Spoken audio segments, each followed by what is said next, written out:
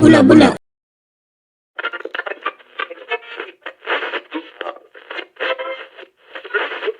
Bon dia, and welcome to episode 57. Our guest is a sales and account manager at Lufthansa Technik Middle East. His stories reminded us that life is full of ups and downs, and that no matter how deep the water goes, we have to keep swimming. His tenacity and staying power set him apart, and his mistakes make him human. So, please welcome to Kabula, the determined Gabriel Santos. Eu não roubei coisa de ninguém, desculpa lá muito. Há muito boato, há muita poeira nisto tudo, mas muita poeira. Oh my God, my God, my God.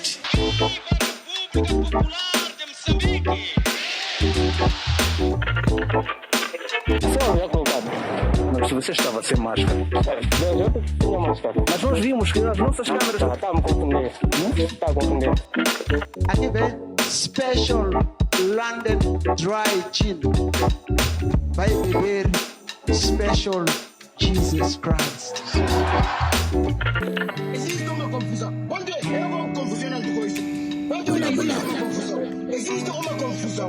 Quando dentro da confusão existe um confusionista confuso que confusiona a confusão, logo, nasce uma confusão confundida pelo próprio confuso confundidor. Don't forget to subscribe to our mailing list to be the first to know about upcoming episodes, online events, and much more. Kabula.com.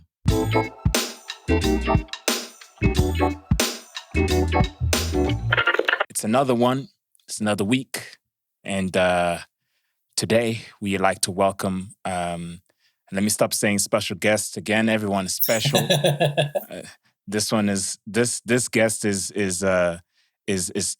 afar in the Arabias. Now, let me stop right there now. But getting on a serious note, this man is an international business developer.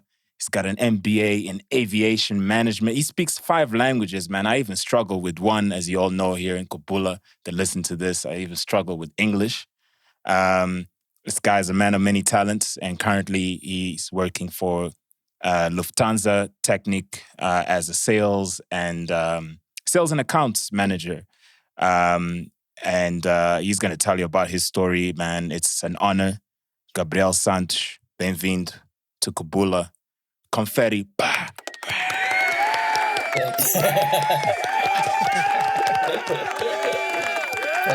Yeah.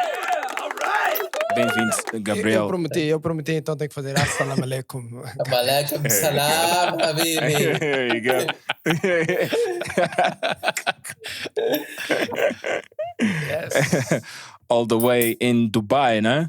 Yeah, exactly, in Dubai. Yeah.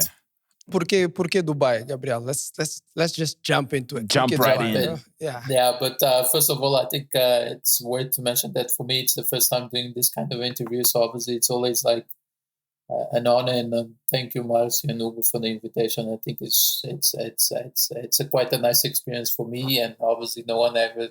I mean, I spoke about my life with different people, and I tend to be a quite reserved guy when it comes to those things. Not because I have something to hide, just because it's my nature to be more reserved and stuff. So thank you for the experience and to be able to share a bit of my story, my background, and so on and so forth. Hey, But Thanks for your time. Thank you. But jumping into the question, and I'm going to be mixed Portuguese and English, if that's okay for you guys.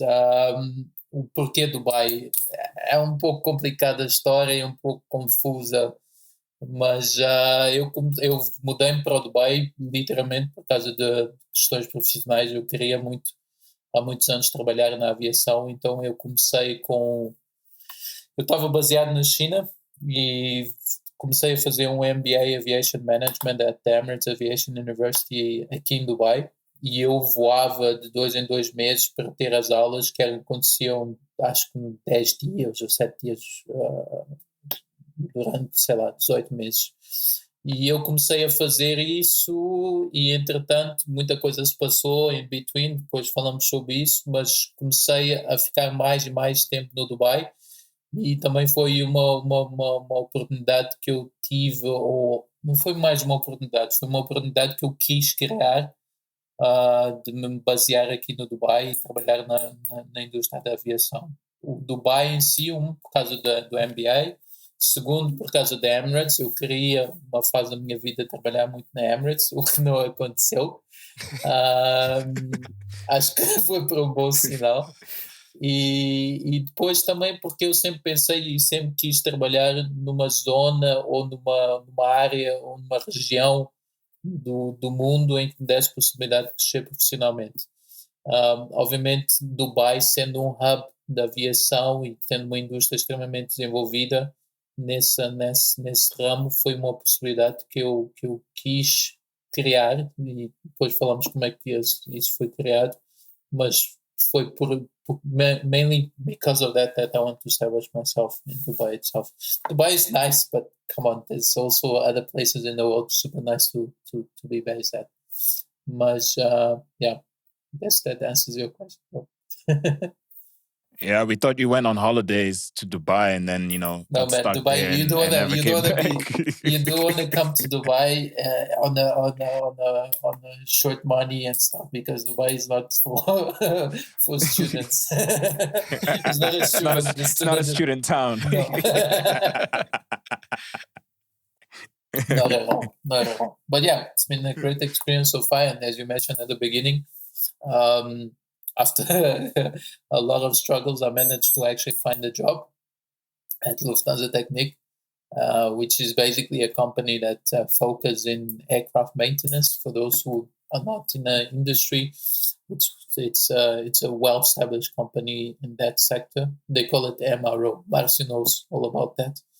And yeah, very happy in the company, very happy with the job, very happy with the eu estava a ver que tu mudaste para aí em 2019. É isso que eu estou a dizer. O processo foi assim, um pouco confuso, não confuso, mas foi um struggle, para ser muito sincero, porque o que é que aconteceu? Eu estava a trabalhar na indústria solar na China eu estava na indústria solar, não sei, 7, 8 anos, e na China também estava na indústria de painéis solares e energias solares como um todo. E eu sempre tive a ideia e a ambição de trabalhar na indústria da aviação, mas nunca tive oportunidade, porque eu não queria ser piloto, não queria ser cabin crew e não queria ser mecânico, trabalhar na parte técnica. Então deixei essa ideia de lado, mas enfim, com o tempo e porque eu viajava muito na Ásia e em outros países por conta do trabalho que eu tive em Londres e em Xangai, obviamente estava sempre em aeroportos, sempre com aviões e tudo mais, e esse instinto, essa vontade de trabalhar na indústria da aviação começou a falar mais alto, e comecei a ver cursos de MBA. Eu lembro que foi um dia que eu estava em Maputo, muito de férias, estava muito frustrado, um dia daqueles de tarde a pensar na vida, e entretanto encontrei o curso, comecei a falar com eles, e depois, acho que depois de uns 6 meses, fiquei nesse back and forth na China durante uns 6 meses, e decidi largar o trabalho na China. E o que é que aconteceu? Eu ainda tinha para aí 12 meses, acho que mais do que 12 meses, para acabar o curso. O que eu fiz foi disse, no, I need to actually, I'm super unhappy in China, although I really, really love China, but I was super unhappy with the job itself. So I decided, okay, let me quit the job. And then instead of flying back to China, what I'm going to do, I'm going to go to Dubai, spend 10 days doing the course and stuff, and the exams and the tests, and then I fly out to a different country. So that's what I was doing for mainly 12 months, but then there was another year a year and a half struggle to actually find a job in aviation. So for a year or so, I was actually flying into Dubai 10 days and then flying out to a different country anywhere, mainly Asia, Africa, Europe a bit as well. That was also basically então, basicamente estudavas 10 dias e curtias o resto do tempo todo. Não, mano. Quem dera. Mas não foram 10 dias, eram 10 dias que ias e tinhas os lectures, né? E depois tinhas assignments e tudo mais. Então foi uma mistura disso. Então durante esses 2 meses tinhas vários assignments e depois obviamente tinhas a tese para fazer, tinhas o teu research e tudo mais. Então foi durante esse período que fiz os assignments, fiz os testes e ao mesmo tempo, enfim, continuava à procura de trabalho na indústria da aviação. E foi isso basicamente. Mas com o processo todo, obviamente, nunca pensava que ia demorar tanto tempo a encontrar o trabalho. E obviamente os meus savings foram reduzindo. E daí é que vem a fun part of the story, or the struggle itself. Fun in a good sense, I would put more in the enriching part of the story itself, which was all that process of getting broke, anxiety, depression to a certain extent, uncertainty and all that. E nesse processo todo, nessa parte que tu estás a falar agora da tua vida, onde é que tu estavas? Diferentes partes. Então eu passei muito tempo, por exemplo, eu vinha e depois e foi a tal coisa que também uma coisa que também dá-te uma liberdade de uma certa maneira, esse desprendimento, porque eu vinha para o Dubai e eu não sabia onde é que ia depois de 10 dias, não sabia de propósito, porque eu gostava mais ou menos do feeling de poder escolher em cima da hora, segundo porque eu não tinha ideia mesmo. E terceiro, porque também eram ocasiões, né? Um gajo também tinha outras preocupações e eu lembro que, enfim, passei tempo em Singapura, broke, mas em Singapura it's possible to spend some time in Singapore if you're broke. Believe me, I've done that. Spent some time in Bali, spent some time a bit in Hong Kong as well, Cambodia, Vietnam, Thailand. Where else did I go? France. So yeah, I was just basically Vietnam. Did I say Vietnam? Yeah. Vietnam as well. Yeah. So I was just traveling around and then trying to find my way around. At the same time, I was actually studying and trying to find a job. But the struggle itself, again, remember that I was planning to be 6 months unemployed and studying with this life, and then I would find a job. But then this 6 months, it turns out to be 2 years, you know? So I was actually traveling extremely backpacking. Broke, to the point that, não sei, meu, é daquelas coisas que também te fazem muito mais humble também, estás a ver? Porque, enfim, dividi quartos com, sei lá, 34 pessoas. Aqui no Dubai também houve uma altura que eu cansei de viajar tanto e disse, no, I need to establish myself in Dubai. This was in the last year, on that 2-year process. E decidi, não, eu tenho mesmo que ficar no Dubai para ver se consigo ser mais active no search for jobs.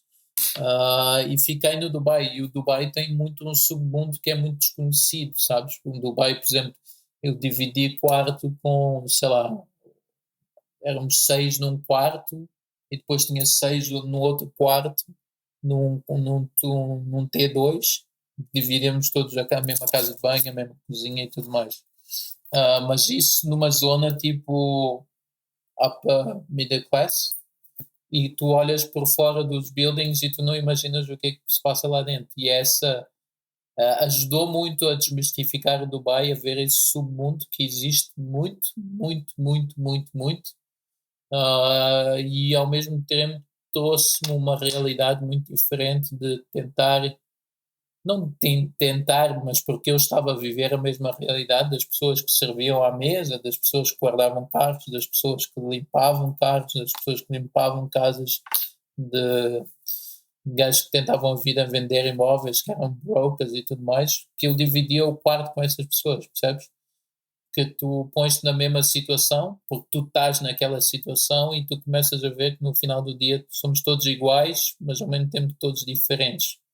Porque existe muito as pessoas esquecem-se que existe o outro lado, as pessoas esquecem-se, e eu estou a falar de mim mesmo, porque podes ter dinheiro hoje, tens uma vida estável, mas tu não sabes como é que a tua empregada dorme, por exemplo. Tu não fazes ideia.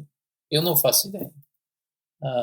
Hoje em dia no Dubai faço como é que as pessoas, como é que o empregado que me serve a comida à mesa vive, porque eu vivi, mas em Moçambique nós não temos isso, não sei vocês, mas infelizmente, e eu digo infelizmente de propósito, que eu não é difícil às vezes da gente ter essa realidade das coisas em Moçambique. Não sei, mas pelas circunstâncias da vida. True story. Se eu perguntar para vocês, não sei se quantas vezes vocês foram à casa das vossas empregadas ou de alguém que ajuda em casa ou do guarda da casa, como é que ele vive? Como é que é o dia dele? Como é que ele apanha o chapo? Quantas horas ele demora? Como é que é sentar no chapo durante 1 ou 2 horas? Não sei. Mas, por exemplo, no Dubai eu tive essa possibilidade de ver como é que as pessoas vivem, estás a ver? Ao ponto de eu não querer gastar, sei lá, $1, $2 e preferir caminhar num calor de 45 graus porque não podia gastar dinheiro, fazia-me falta, percebes? Fazia-me falta, mas ao mesmo tempo não me fazia menos ou mais feliz, percebes? E assim é um conforto, sim, mas enfim, essas coisas passam a ser relativas quando começas a ver outra realidade. E tu vês que, sim, dinheiro é importante, mas não é tudo. Não é tudo. Yeah. So, have you thought about writing a book, bro? Like, yeah, that would be a very interesting read. No, man, about these experiences. No, there's so much stuff to do. I remember there was times that I was carrying my bags around, and then I was even like, you know, these funny stories that you create in your mind to make things a little bit more easier. So I started calling my daughters, which was my 2 luggages that I was pushing them around the world, you know, and then it was a nightmare to even carry them around, you know, for like 2 years. Oh, I'm carrying my daughters and taking my daughters out today, blah, blah, blah. We're traveling today, you know. And then I remember it was the Sami, which was my Samsonite bag that I managed to buy when her name was Sammy. One of them. And the other one was Celine, you know. So it was Celine and Sammy, my 2 daughters, you know, which are my 2 luggages, you know. Mas é isso, isto é uma versão do Castaway do Dubai, né? Exato. Mas tu ficas a carregar, né? E depois tu aos poucos vais conseguindo as coisas, estás a ver? Ainda estou longe não estou longe, mas ainda quero conquistar muitas coisas em termos pessoais e em termos profissionais, mas ao mesmo tempo é muito importante tu veres de onde vieste de uma certa maneira, percebes? Não sei, e tu vês que a vida é puxada, meu, a vida é puxada. E eu tive a possibilidade de escolher a tal vida, percebes? Eu tive a oportunidade de me pôr nessa situação. Não foi que eu fui metido nessa situação. Tinhas colegas, pessoas que estavam lá, sei lá, ganhavam $200 em Dubai e ainda mandavam dinheiro para a família na Índia, no Bangladesh ou no Paquistão, percebes? E eu tive a possibilidade de me pôr nessa situação. Sim, estava broke, mas sabia, qualquer cena, volto para casa e consigo um emprego em Maputo e pronto. Tenho uma vida que não é necessariamente o que eu queria para mim, mas não sofro, ou não, em teoria tinha muito mais possibilidades de sobreviver minimamente com o mínimo conforto, não como eu estava, percebes? E isso também, apesar de estar broke na altura, tive a oportunidade de me pôr nessa situação, o que também me fez feliz em termos infelizes de saber que eu estava ali porque queria, porque estava num percurso, porque estava à procura dos meus sonhos, percebes? A tentar realizá-los. Isso agora com essa história que estavas a contar era o que eu queria comentar, porque tu em qualquer momento podias desistir e voltar para casa, não é? Mas isso diz muito sobre o teu mindset, a tua perseverança e o teu the willingness, né? De perseguir os teus sonhos e fazeres o que tu queres. And that says a lot about you. Não é? É amazing, é amazing. Mas não sei quanta gente haveria de conseguir escolher, porque foi uma escolha, não é?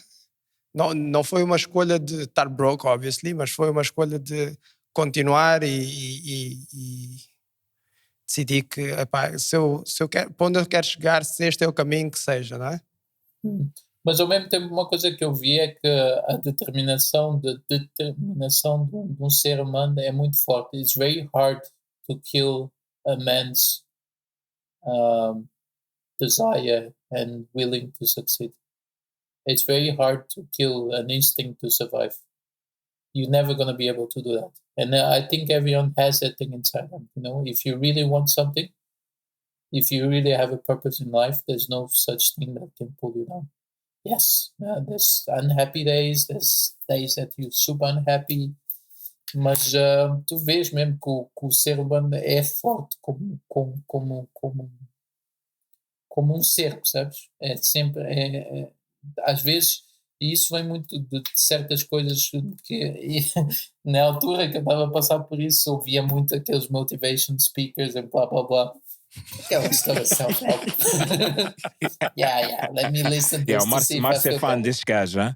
Márcio é muito fã desses motivational speakers. Eu gosto. Tens vários.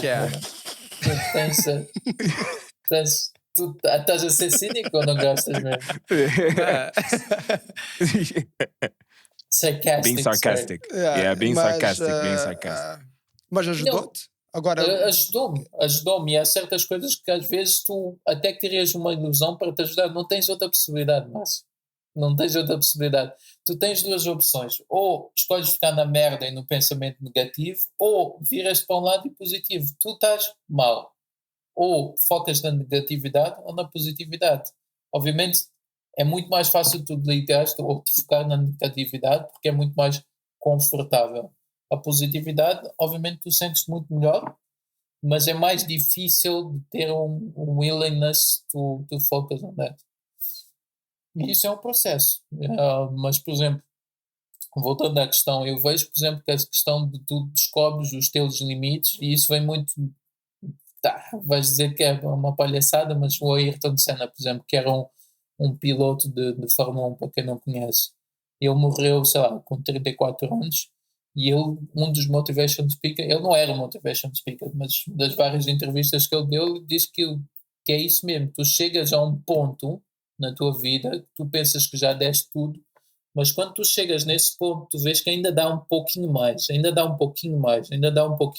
a ver? E de pouquinho a pouquinho tu vais crescendo, vais-te desafiando. Acho que nós todos não temos a percepção de quão fortes e quão perseverante podemos ser. E só sabes isso quando pões quando pões-te a teste, né? When you actually go for it, you know. It's like if you either you sink or swim, you know. A lot of people are gonna swim, even if they say that no, I cannot swim. They will swim, you know. Yeah. Mas aprendes dessas coisas, estás a ver? Então acho que foi muito mais um processo de aprendizagem. Sim, teve muito essa componente profissional, que aprendi muito, mas também foi muito mais uma experiência de reconhecimento pessoal como ser humano e tudo mais, estás a ver? E tornam-te mais humble, um pouco mais, te desenvolvem um pouco mais de empatia também para com o outro. Não é que eu a tenha, mas que é algo que eu quero continuar a cultivar, é ter essa empatia, esse olhar para o outro, esse olhar para tentar ajudar o outro. E hoje, por exemplo, foi uma cena, eu lembro dos dias que eu andava a pé, num calor, não sei o quê. E eu hoje em dia trabalho numa zona em que não tem nada. Não sei se conheces, Márcio, tens o TXP, que é o aeroporto principal, e depois tens o TWC, que é o aeroporto secundário. Enfim, o aeroporto secundário está no meio de nada e tens muitos armazéns e tudo mais. E às vezes eu vejo pessoal a andar, porque eu também fiz isso, de apanhar o bus, sei lá, e as paragens são tipo 1 quilómetro de distância do armazém ao outro, percebes? E os gajos andarem no meio da autoestrada. E muitas vezes eu paro para dar boleia aos gajos. Porquê? Porque na minha mente é tipo, porra, eu já estive nessa situação, deixa-me lá tentar ajudar aquele gajo.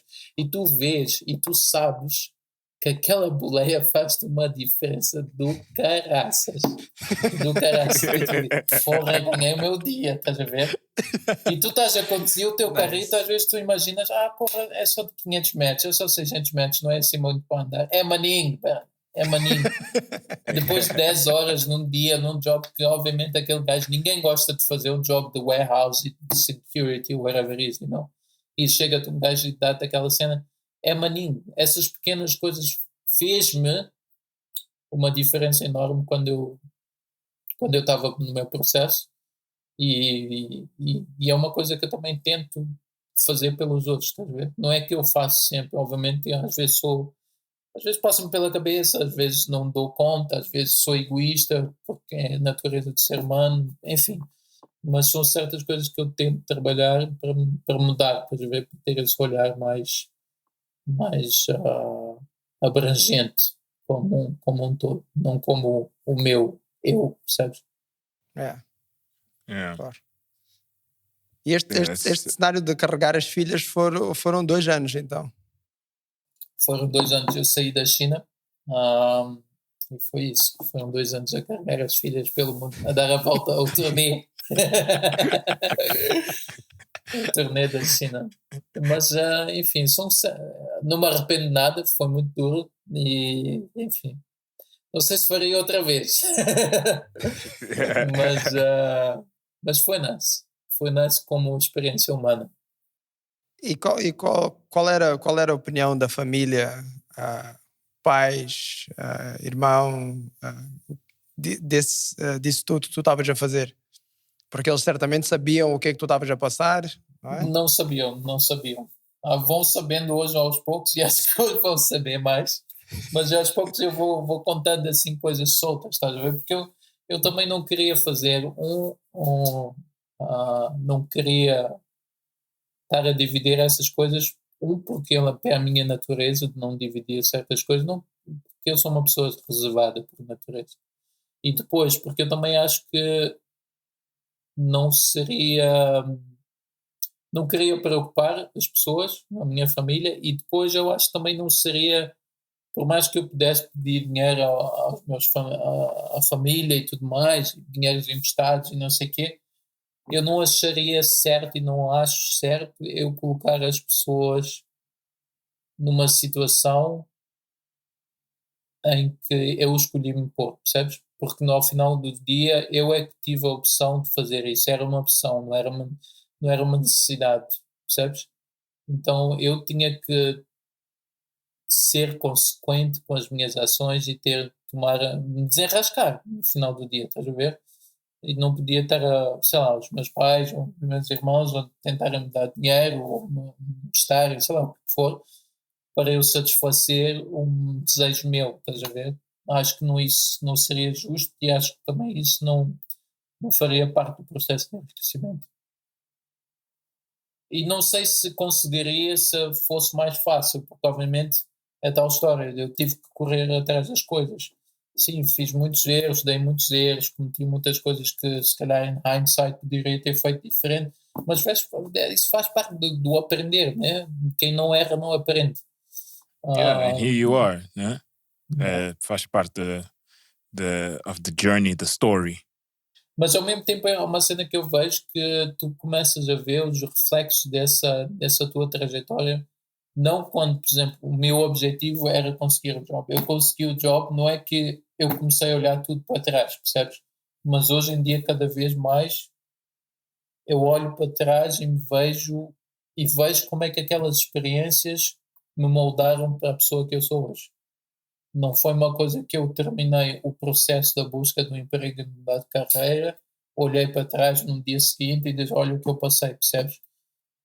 Consegui o emprego, e tudo mais, foi um feeling de alívio e tudo mais, mas não foi algo que eu notei ou que consegui apreciar de uma maneira imediata do processo que eu passei.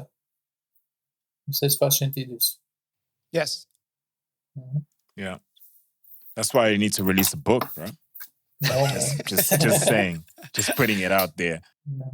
Mas isso só foram parte das histórias e depois obviamente houve outras coisas da minha vida que fui passando e que também foram processos de aprendizado. Ao final do dia todos nós somos o que somos hoje,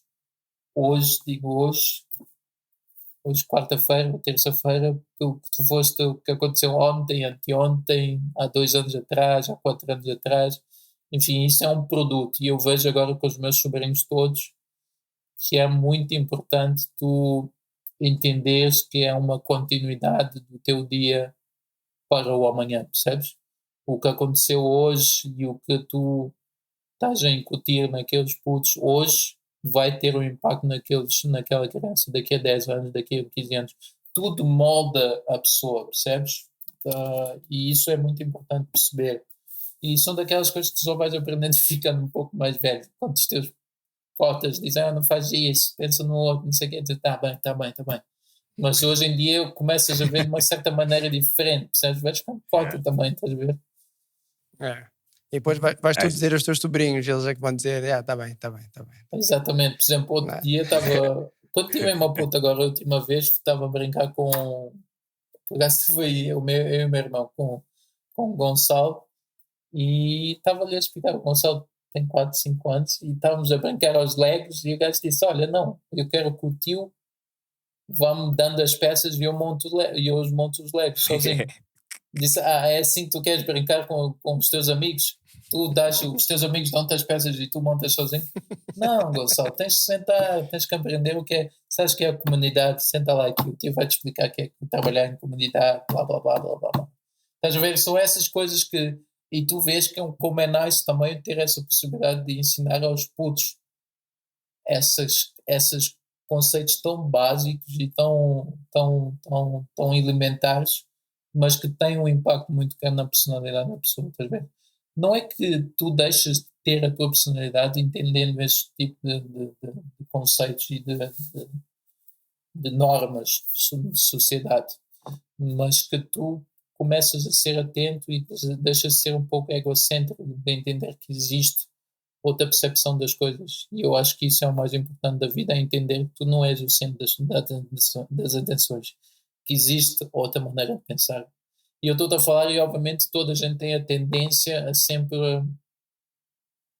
puxar a sardinha à sua brasa, tentar perceber o mundo sob a sua perspectiva. E isso, outra vez, é um exercício que acho que nós todos temos que exercitar, a tentar nos colocar na posição do outro, a entender e a respeitar. Não necessariamente que tu tenhas que partilhar da mesma perspectiva, mas tens que aceitar e principalmente respeitar que existe outra perspectiva do outro lado.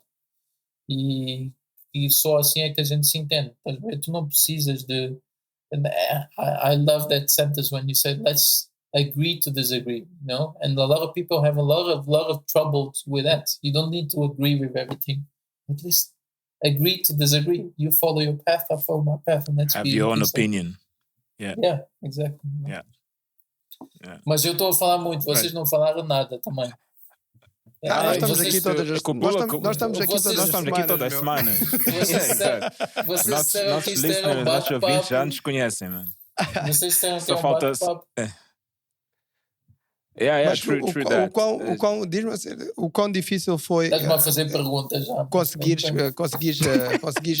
Conseguires arranjar o job. Não, eu estou maninho curioso, porque se tu... Eu quero saber como é que tu consegues ter a energia, porque isto é tudo a energia de te manteres vivo, não é? Porque nessas condições que tu estavas a falar, tens que trabalhar, aposto, e também acredito que os trabalhos que tu fazias também não eram dos melhores, pelos exemplos que tu deste, e mesmo assim ainda continuar à procura de um job, mesmo assim ainda acredito enviar CVs, teres the willingness para correr atrás. Motivation. É maninho cena, meu. É maninho cena, mas... E durante os 2 anos, possivelmente, também a receberes um monte de nãos, não é? Da outra vez tu não gostas dos motivation speakers, mas é tal cena, verdade? São verdades tão básicas que são tão menosprezadas. Por exemplo, a questão do tu ficas naquela, porra, nadei até aqui, será que eu estou no meio do rio para o outro lado? Será que eu já passei da metade ou ainda não? O que é que mais vale a pena? Eu continuar a nadar para chegar ao outro, como é que se diz? Shore? A margem, a outra margem, ou voltar para trás? E tu não sabes, brother, tu ficas naquela, porra, para onde é que eu vou? Volto para trás ou continuo? O que é mais fácil, percebes? É mais fácil voltar para Moçambique, passar pelo processo todo, não sei o quê, arranjar um job, ou continuar porque o job está ali na esquina, percebes? E depois é que está a cena, brother. Também é uma questão de number games, e depois quanto mais no's you receive, the closer you are to get a yes, you know? E ficas naquela mentalidade. Eu acho que são essas cenas que te motivas. Outra vez, há dias muito maus, brother. Há dias que tu ficas desesperado e choras e não sei o quê, e ficas tipo, porra, o que é que eu estou a fazer na minha vida? Mas há outros dias que tu acordas mais motivado, e é isso que eu estou a dizer. Eu também acho importante passar por esses dias maus também para te construir, percebes? Para te fortalecer de uma certa maneira. E eu acho que existe muito essa questão do ser humano como um todo, e especialmente dos homens, de não chorarem, de não se sentir frágeis e tudo mais. Eu acho que isso é uma causa de sofrimento. Eu acho que nós todos temos que aprender a viver com os nossos sentimentos. Estás triste, choras, estás feliz, ris, estás de luto, estás a ver? E é importante não esconder esses sentimentos. E eu estou a falar que eu sou uma pessoa por natureza esconde muito, já escondi mais, mas que tinha tendência muito a ser muito mais reservado em termos emocionais. E eu acho que tu passando por esse processo, tu, percebes que toda a pessoa passa por isso. 2, não há maneira de tu não viveres essas coisas, porque isso é a tradução do viver. O viver não é só estar feliz, o viver não é só estar bem com a vida, o viver é ter momentos bons e maus, e momentos de aprendizagem, momentos que tu estás ali a coçar a cabeça, não saber o que vais fazer. Mas é um processo que vais passando, mas voltando à tua questão dos nãos e tudo mais, e é tal cena, meu, tu chegas num patamar em que tu dizes, porra, estou quase lá. Eu lembro de uma entrevista que eu fui, estava aqui no Dubai, e isso foi para a Qatar Airways. Foi a VP Commercial, eu fui, os gajos pagaram o meu bilhete para ir até Doha. Cheguei lá, fiz a entrevista e não sei o quê, e a mulher no final da entrevista disse-me, hey, you're too good for this position, we're not gonna hire you. And I was like, fuck, I don't care, I just want a freaking job, just give me a job in aviation, I'll be the happiest guy ever, you know? And she was like, no, I'm not gonna give you that because you're gonna intimidate your colleagues with your background and stuff. Remember that I already had a background in business development and stuff for 7-8 years traveling around the world, you know?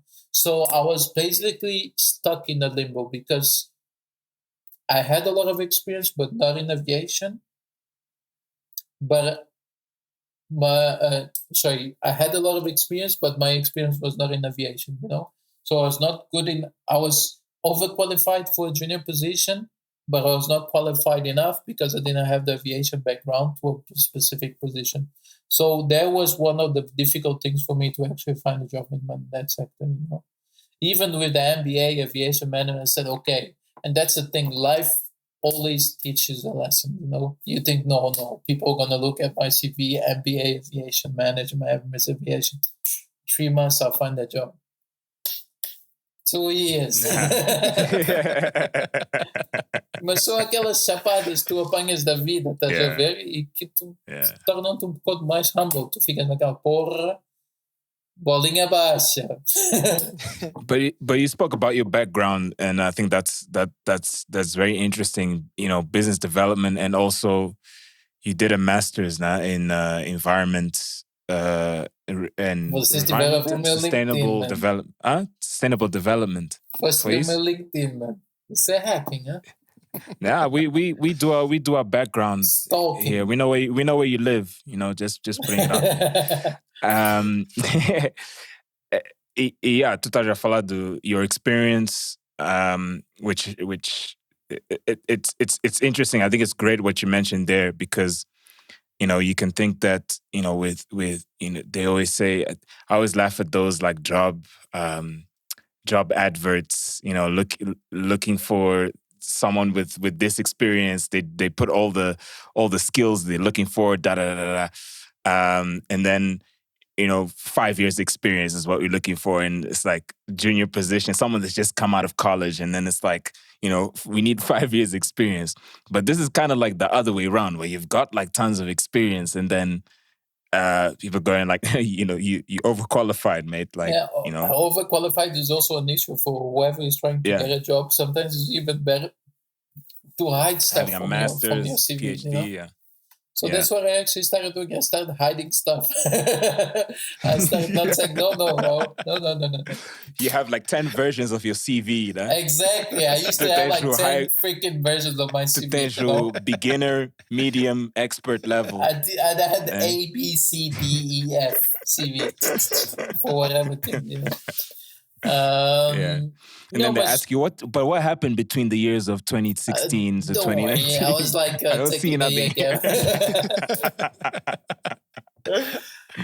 Mas não sei, mas voltando um pouco e também para dar um background, como é que eu fui parar a China e tudo mais, isso também já é outra história, um pouco mais longa até, não mais longa, mas diferente. Eu acabei, uma coisa que os meus pais nunca, enfim, classe média, nunca foram nos dar bens materiais, nunca foi isso. Mas ao mesmo tempo foram sempre pessoas que investiram muito na nossa educação e eu sou muito, muito, muito agradecido e obviamente foi uma das coisas que não existe bem maior do que ter a educação e sempre foi uma coisa que os meus cotas sempre apoiaram muito e sinceramente financiaram de uma certa maneira muito dos meus desejos académicos. Então nós fizemos, eu e o meu irmão Mateus, fizemos o Bachelor ou estudamos em Cape Town e depois eu quis, não me perguntes o porquê, mas tinha a cena da China na minha cabeça. Isso em 2007, 2008. Não sei se o Márcio era nascido nessa altura. Mas... Foi em 2009. Mas enfim, eu fiz e tinha aquela cena da China, não sei porquê, mas eu acho que era uma cena, e eu acho que também foi sempre uma curiosidade que eu sempre tive de me meter mais ou menos nessas coisas que eram um pouco desconhecidas de uma certa maneira. Ninguém da minha família tinha estado na China, muito pouca gente ou ninguém do meu círculo de amigos e de amigos dos cotas tinha estado na China. Mas ao mesmo tempo a China já estava a começar a borbulhar nessa altura e eu tive sempre uma curiosidade de ir para a China. E disse, olha, a ideia é eu fazer um Masters, isto era finais de janeiro, sei lá, início do ano em Cape Town, quando acabamos os estudos, e a ideia era começar a fazer um Master alguns na Europa no final do verão, sei lá, setembro, agosto, sei lá quando é que era, setembro. E eu disse, tenho 6 meses, deixa-me lá ir para a China, tentar aprender um pouco de chinês e entender um pouco o país. O que eu fiz? Fui, peguei nas minhas malas e fui para a China. Cheguei, eu ainda me lembro do primeiro dia que eu aterrei na China. E eu fui para uma cidade chamada Tianjin. Uma pequena cidade, tem 10 milhões de habitantes só. Fica ao lado de Beijing, tem, sei lá, nem me lembro das quantidades. Se eu tiver a falar de 20 milhões de habitantes em Beijing naquela altura, não sei. Mas a Tianjin era relativamente smaller than Beijing. E eu lembro que a escola, porque eu fui através de uma escola de language school em que nós tínhamos aulas de chinês, então os gajos foram-me buscar no aeroporto. E eu só me lembro de Beijing para Tianjin, eu só cruzava a minha cabeça. O que é que eu estou a fazer da minha vida? Onde é que eu vim parar? Que merda é essa, meu? Mas é sério, eu estava mesmo, tipo, porque era tudo um maninho diferente. A língua era diferente, os carros eram diferentes, a maneira das pessoas vestir era diferente. O cheiro das pessoas era diferente. Não necessariamente que era mau ou bom, mas era diferente, percebes? Tudo era diferente. E foi a primeira vez que eu, sinceramente, a África do Sul e a Europa, a malta ia quando havia bola e não sei o quê, de férias e tudo mais, mesmo de volta para o Brasil, íamos de férias quando existia a oportunidade, mas não eram realidades tão tão desconhecidas, porque sempre tinhas um parente, cresceste mais ou menos naquele ambiente. E depois na China foi uma cena totalmente diferente, e eu acho que aí foi o que eu chamo a minha primeira chapada cultural que eu tive, foi na China, e foi nesse dia específico que eu lembro que assim que cheguei, sei lá, havia lá uma pousada de estudantes que eram só estrangeiros. Eu cheguei, não tinha ninguém, fui dar uma volta no quarteirão e eu só coçava a minha cabeça. O que é que eu estou a fazer aqui? O que é que eu arranjei? Por que é que eu tenho essas ideias loucas? Mas depois, mas depois com os dias foram passando e depois tu já começas a conhecer, tipo, conheces o teu colega americano, depois tens outro não sei de onde, outro alemão e não sei o quê, ficas ali uma grupeta de pessoal estrangeiro a aprender chinês, tipo uma novelty thing, estás a ver? Mas aquilo era num campus de uma faculdade chamada Tianjin Taishui, lá no coisa. Ligon Taishui, Tianjin Ligon Taishui. É verdade, e tu entras ali, aquele era um campus, sei lá, com milhares de estudantes e um grupo de 3 gajos, 4 gajos, eu mais negrito ali do meio dos alemães e dos americanos. É verdade, e tu sentes ali um popstar, é verdade, porque os gajos não viam estrangeiros, e lembra-te que a China teve muito esse movimento dos estudantes mais novos de saírem das vilas e das cidades menores, de 2 milhões de habitantes para uma cidade de 10 milhões de habitantes, mas que nunca tinham visto estrangeiros na vida, e era em 2008, lembra-te, parece distante, mas era muito mais distante do que 12 anos, era muito mais em termos de desenvolvimento, era muito mais. E não foi o ano dos Olympics? Desculpa, eu fui em 2009. Okay. Foi o ano a seguir dos Olímpicos. Então nessa fase a China já estava um pouco a começar a saber mais e mais. Foi no início da abertura. Obviamente a abertura foi de 2000, depois do WTO, mas fora disso foi quando eles começaram a ser mais punjantes. E eu lembro da malta andar no campus e não sei o quê, e o pessoal a olhar para nós e não sei o quê, e a rirem, a interagirem, mas não saber como é que tocavam, como é que faziam o approach, e tudo era diferente, para eles e para nós também, estás a ver? Mas voltando à questão que estamos a falar atrás, isso também trouxe outra perspectiva da vida, estás a ver? Tu, porra, qual é a cena? Eu sou um gajo normal, como é que é a cena dos gajos me entendem como se eu fosse um gajo diferente, estás a ver? E depois a cena nunca me passou pela cabeça, mas só o facto de eu ser o mais escuro dos brancos todos ali ao lado, estás a ver? É outra coisa que eu também nunca tenho sentido assim. Não que eu sentia alguma discriminação sobre isso, porque eu também não ligava e nunca liguei para isso na vida, mas houve muitas situações que eu era um gajo mais escurito ali, estás a ver? E obviamente existia também uma atenção para mim por causa disso. Eu lembro que na altura tinha barba e não sei o quê, e estava um bocado bigzito por causa do gym, e eu lembro que foi a malta estudava durante a semana, e no fim de semana podias viajar e tudo mais, e viajar dentro da China sempre foi muito barato. E eu lembro que uma vez eu e uma colega de Hong Kong, que também estava a estudar chinês, porque em Hong Kong eles falam cantonês, e ela estava a aprender mandarim. E, enfim, ela já era, obviamente é Chinese, mas que ela aí viveu na Inglaterra e tudo mais, então ela era bem westernized. Então eu e ela, e sim, éramos só nós dois, nós fomos para, sei lá onde é que fomos, mas lembro que andávamos no comboio e eram daqueles comboios que tu sentas aqui e depois tens outros, 2 pessoas ou 3 pessoas à frente de ti, estás a ver? You face each other. E eu lembro que o chinês dela era um bocadinho mais avançado do que o meu, ou menos básico do que o meu, e os gajos chinocas começaram a falar com ela, porque obviamente pensavam que ela falava chinês, e ao final de tanto, o que era o tal bus? Eram 2 velhotes, pai, 65, 70 anos, que estavam amazed porque nunca tinham visto um gajo como eu, estás a ver? E no final da história, os gajos pediram para me tocar, né? Nunca tinham tocado uma pessoa.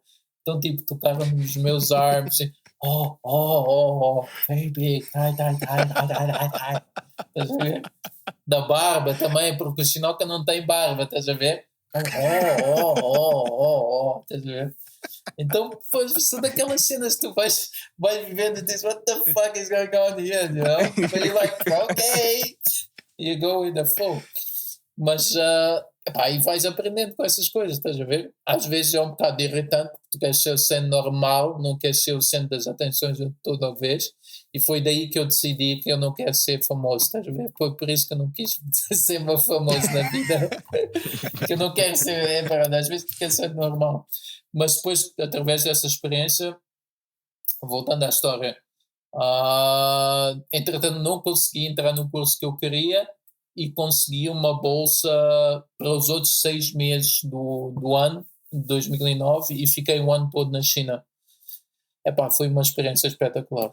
Foi uma experiência espetacular porque, essa questão toda da perspectiva, e depois eu acho que nessa altura, e depois, não sei, vocês conhecem o João Leão também? Sim, ele já fez aqui um episódio também connosco. Então, o João Leão veio ter comigo nas férias de verão, junho, julho, e ficamos 2 meses a andar na China, estás a ver, de comboios, e para zonas mais recônditas da China, muito mais super enfiadas não sei aonde, cheias de natureza e tudo mais, estás a ver? E são coisas que hoje em dia é muito mais difícil de ver, porque a China entretanto desenvolveu-se muito, e na altura foi já uma coisa que nós, lá está, éramos os estrangeiros ali, no meio de outros estrangeiros, backpackers, mas que, enfim, tivemos essa oportunidade de conhecer, e hoje eu e o João falamos até hoje dessas histórias, estás a ver? Do que a gente viveu, e de viagens de 45 horas sentados num comboio assim, estás a ver? E depois tinhas os gajos farmeiros, os da vila e não sei o quê, ali a fazerem as necessidades no meio do comboio, com a porta aberta, 1001 merdas que a malta viu e experienciou. Tinhas a outra cena das transações, estás a ver, que eu chegava, sei lá, tu estás numa zona chamada Jiuzhaigou, Chengdu, sei lá, a milhares de quilómetros de Beijing. Obviamente os gajos não entendem o teu chinês também é super básico. Tu chegavas para os gajos, pedia Tang Su Li Ji, e os gajos, em vez de trazerem o sweet and sour pork, traziam-te uma sopa de uma merda qualquer, estás a ver? Mas porra, eu pedi Tang Su Li Ji, e o gajo trazia-te uma sopa, caraças, e eu disse, porra, não foi isso que eu pedi, velho. Tinhas bandinho dessas cenas, velho. Pergunta ao João. E depois o João, houve um dia, o João também quis aprender umas palavras mínimas. O gajo queria atravessar as estradas e só dizia budgetau, porque budgetau significa eu não sei. Tinha um carro atrás do gajo e o gajo só dizia budgetau, eu não sei. Em vez de ser doibuchi, o que é desculpa, o gajo só dizia não sei. Foi a primeira palavra que veio na cabeça do gajo. E o gajo ficou com essa cena, estás a ver? Mas lá está, são experiências que um gajo olha para trás depois de 12 anos e que na altura foi frustrante às vezes, foi chato, mas ao mesmo tempo super divertidas, estás a ver? E que eu não vejo, os meus sobrinhos acho que são experiências muito mais difíceis de terem a oportunidade. Vão ter outras experiências, mas eu não sei se eles vão ter esse tipo de experiências que nós tivemos, percebes?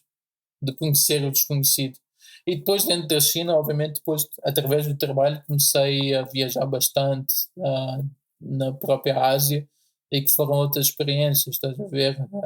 Mesmo a questão da Índia também foi completamente diferente. Então, são certas coisas que te tiram um pouco dos moldes que tu estás habituado e das caixinhas que tu estás habituado, mas ao mesmo tempo te põem outra vez nessas caixinhas de entender que a essência do ser humano é muito singular, no sentido que todo o ser humano frustra-se, é feliz, é infeliz, tem problemas em casas, e tu vês que tem uma certa personalidade, e tu vês o gajo que eu conheci no Japão, tu metias o gajo na mesma caixinha do um gajo que eu conheci na faculdade, na Escócia, por exemplo, pelo tipo de personalidade, pelo tipo de pensamento, percebes? E não sei se vocês sentem a mesma cena, que independentemente da nacionalidade e da cultura, tu sempre tens traços de personalidade em que podes pô-las em certas caixinhas. Yeah, that's again, I'm going to bring it up again. The book. We're waiting for the book, bro. just the chapter on China alone is already quite intriguing. Yeah.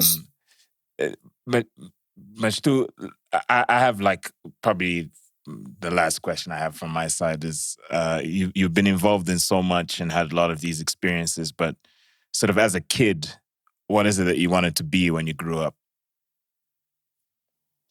I don't know exactly, but I knew I wanted to be in a global scene. And then we go back to the whole Mozambique thing and so on. Yes, I feel for the purpose of clarifying my background. So we are actually born, me and my brothers, we were born in Brazil. One of them was born in Brazil. And then we started moving. I was like 2 years old. So then we moved to Portugal 3 years. Then I moved to Mozambique. I was like 5 years. So obviously I grew up in Mozambique from when I was 5 up until 18, whatever, when I went to Cape Town to study. And then obviously you start traveling around and you start mixing up your identity, your cultural identity, whatever you want to call it, with different realities. So in a sense, I personally feel that this thing of you calling Mozambican or Portuguese or Brazilian, I understand that people have that feeling, but for me personally, it's not such a strong thing. And then for me, it was a struggle in the beginning one of my teenagers' time, because yes, I was Mozambican by essence because I grew up there. But at the same time, I was Brazilian. I was studying in a Portuguese school, and I lived in Portugal. So my identity, as far as nationality or citizenship, was a little bit messed up. And then when I started traveling more and more, it becomes even more confusing, even more less defined, But just to say that the whole point is that it becomes a bit mixed. So yes, I consider myself partially Mozambican, partially Brazilian, partially Portuguese, partially Chinese. Why not? Chinese, partially UK. Yeah. I don't know. You get a mix, and I think the more and more our kids, my nephews, they're gonna grow up like in this reality. Yeah, global citizens. Yeah. Yeah, and to be honest with you, I think sometimes it's important to have that strong background or that strong identity. But at the same time, I think the only way that humanity can actually progress is when you actually try to look the other side. And you only can look at the other side if you're willing to do so, willing to understand that, hey, maybe South Africans also have their own interest to defend. Maybe the Portuguese, they also have their own interest to defend, So if you understand that the other person or the other party also needs to gain something out of that relationship, whatever kind of relationship, then you actually try to become a little bit more compassion, a little bit more, pouco mais de empatia, pouco mais de respeito, pouco mais de, hey, let's try to find a common ground where you get please, I get please, you get whatever you want, I get whatever I want. Yeah. I don't know, just my thought. Yeah. No, it's good. And I think there's a lot that you've left for, whoever's listening to this can really grasp on, not only the person that you are, but also what is important, which I feel the same way, and I think that Marcio also feels the same way. We both, he has a daughter, I have a daughter, and as much as we can, I want to expose my daughter to as much as possible at a young age in terms of cultures, in terms of, not right now, we can't travel anywhere, but even traveling in our country, traveling, as much as possible and learning things out of the norm, pushing yourself out of the comfort zone, and hearing your story, we've been chatting for now like an hour, and just hearing your entire story, it's the first time I meet you today on Kubula, and that's what makes, this podcast special, is that we sometimes meet people for the first time, but, we have a lot of common friends. And just listening to your story, man, I think you're truly definition for someone who is comfortable in the what is it? It's comfortable being uncomfortable. I'm not putting that right. There's some other word for it, but you seem to strive and you seem to actually be in your element when you're uncomfortable. And for a lot of people, that is very scary. And for a lot of people, they decide to settle. They decide to, let me stick to this, you know. And I think for people that go and have a dream and go for what they want, I admire a lot of people like that. So I think I take my hat off to you for what you've gone for. You've chosen to go into aviation because it's something that you like, something that you love, something that you enjoy. And like we were saying in this episode, like hearing all the no's, and still, you know, with the drive to go forward and to get what you want. There's a lot to admire in that, and I'm sure a lot of people listening to this will also admire in that, and also take that advice to in their own lives to keep going. I mean, I've been inspired just this past hour, Gabriel. So, you know, from my side, thank you for that. Thank you very much for the kind words. Yeah. Thank you. But if I can just put a last comment on that, I think sometimes people, of course, yeah. It's not that people are not don't have the guts to be uncomfortable. I think sometimes the desire is not strong enough, or the dream is not big enough for them to go for it.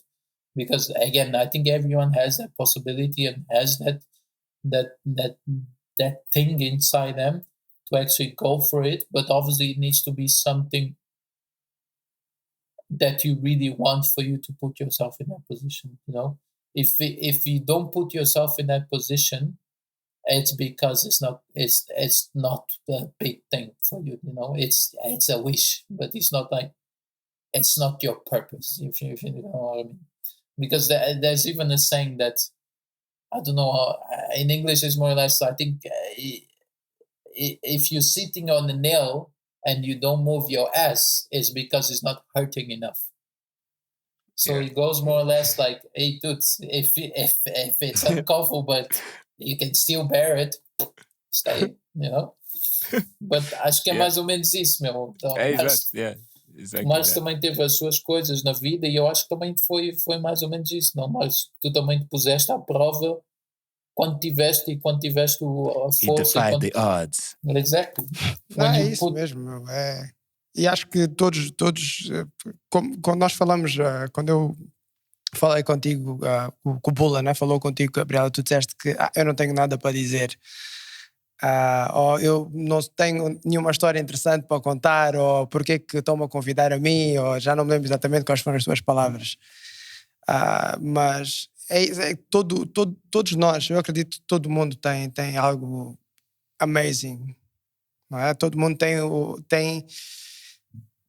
histórias que para as pessoas que passaram pelas histórias podem ser histórias banais, mas se tu contares a alguém podes inspire, e acho que foi mesmo isso que tu fizeste hoje. Eu também, como tu disseste agora, também já passei por coisas. Funny enough, as maiores lições são dos piores momentos, não é? Que infelizmente é assim que funcionam as coisas, não é? E para quem tiver a ouvir isto, e para quem ouviu a tua história e esteja a passar por momentos maus agora, é sempre bom olhares para o lado e veres que ok, há alguém que também já passou por isto. I'm not alone, I can do better and be better, não é? É um bocadinho o papo das motivações, mas... Eu estou a ver, daqui a pouco vais mandar o teu vídeo aí para o YouTube também. Tim Robbins. Last round. No, it's amazing. E Gabriel, thank you, muito obrigado por teres vindo partilhar essas amazing stories connosco e com todos que estão a ouvir. É isso. I'm booking my flight to China tomorrow. Please do so. And but stop in Dubai first. But from my side, obviously, it was a great experience. I thought it would be a bate-papo, mas no final eu só falei, vocês não falaram nada. But for Estamos me, aqui it was todas as semanas, bro. Mas para mim foi muito nice e é o que eu digo, no início foi uma experiência, eu nunca tinha contado assim, falado durante muito tempo. And I'm really thankful for the opportunity to share a bit more of my perspective in life. And then again, everything that I said is not necessarily that I'm like that, but it's like things that I strive for, that I aim to be like that, you know? And that's the thing, more or less, to have a purpose in life. I think there's a lot of things that I need to improve my personality and my life being and stuff, but at least I have more or less an idea of what I want to be. Também se tivesse tudo feito agora, perdi a piada, não é? Já dava pronto para meter na cova e bazar. Gabriel, Kanimambo. Thank you very much. Muito obrigado, meu, mais uma estamos vez. juntos, bro. Shukran Jazira. Mashallah. Vais fazer todas as línguas, né? Como eu falei que falas 5 línguas. Go! Mas não disseste em que níveis, né? Só disseste 5 línguas, não disseste em que níveis, né? Hey, this is still recording, by the way, huh? Yeah, let's go off bracket and I can freestyle a bit. Guys, Thanks, thank you very Gabriel. much. Thank you. That's it. And we out. Peace. Thank you. Be out. Bye. Bye.